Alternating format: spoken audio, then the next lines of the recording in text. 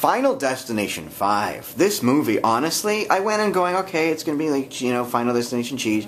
I loved this movie, and I loved your character. Thank you so much. Yeah, this one kicks ass. I've always been a fan of Final Destination movies, but the fourth one, like, I loved the first and second one. Those were my favorite, and they really raised the bar with the fifth one. You know, you think about how many ways you can possibly die, and yet they still keep thinking of them, and that is awesome. So when you're talking about your death scene, because of all of the ones that were in this movie, because, you know, they always go for the, you know, when you're watching these, there's somebody gets impaled, somebody does this, but yours was really unique, and I really enjoyed it. Did you get much of a say in that? You know what? I was freaked out. I couldn't believe that I was actually going to go through with some laser eye surgery, and I didn't think, there's no way they're going to put a speculum in my eye. How are they going to...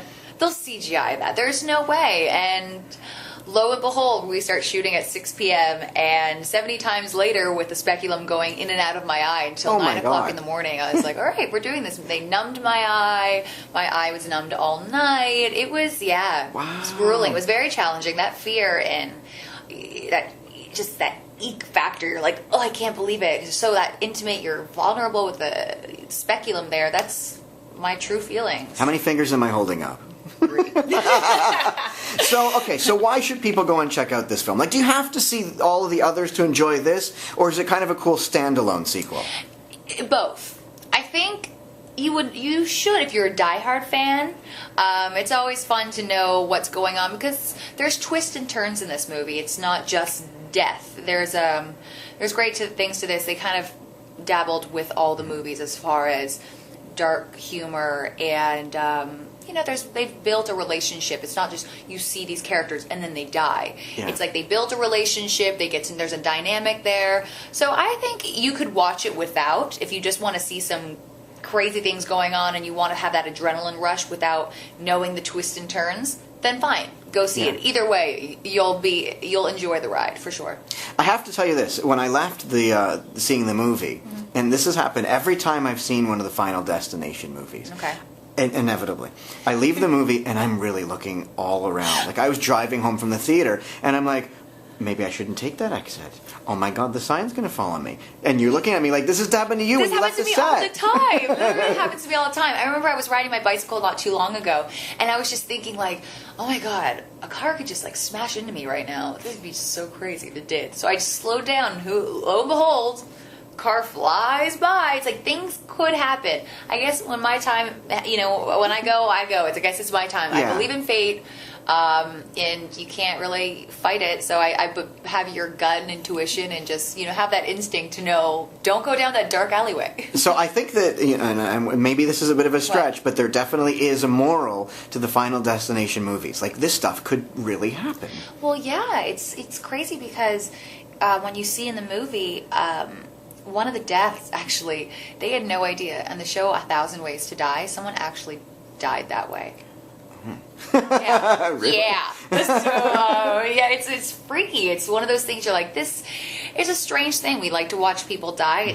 It's a twisted thing. We enjoy it ever since, with Gladiator. It's all that. It's a weird thing that we enjoy, but with what's great with this movie, the suspense. I love the suspense with it. I'm a big fan of older movies, and like you see the shot going and you don't know what's going to happen, but what is great, it's like you're not watching somebody's leg being sawed off for 5 hours. It's like the way people boom.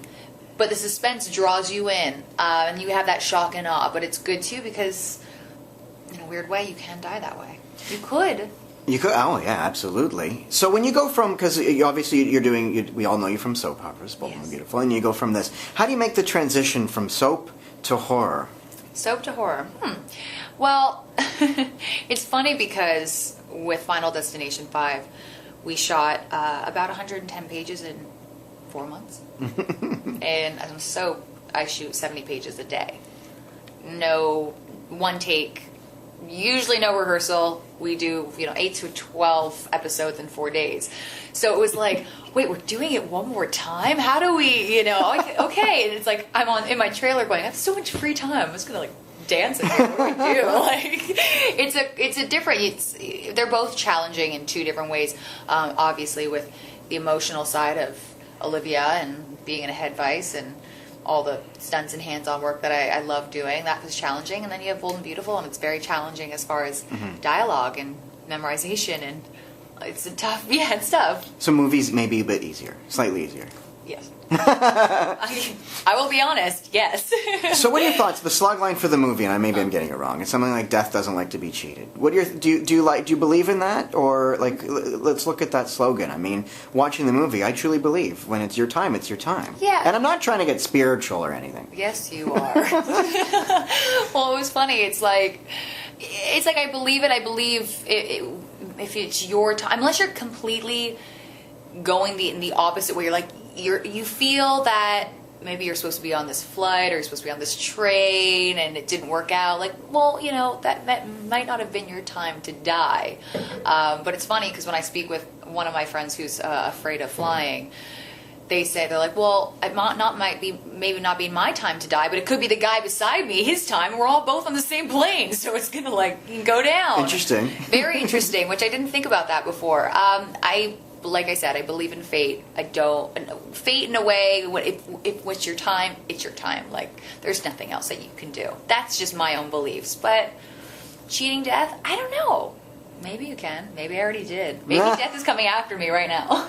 Great answer. So let's end with this. I want to find, if you were to go back, if you were to do another Final Destination movie, and you got to pick how you died, as opposed to having it scripted for you, what would be your ultimate horror movie death? How would you like to die? For the one of the final... Let's say for Final Destination. If they signed you back on, you didn't die in number 5, you're coming back on for number 6, and you got to write how you died, how would it be? How would it be? Oh my God, I wouldn't know.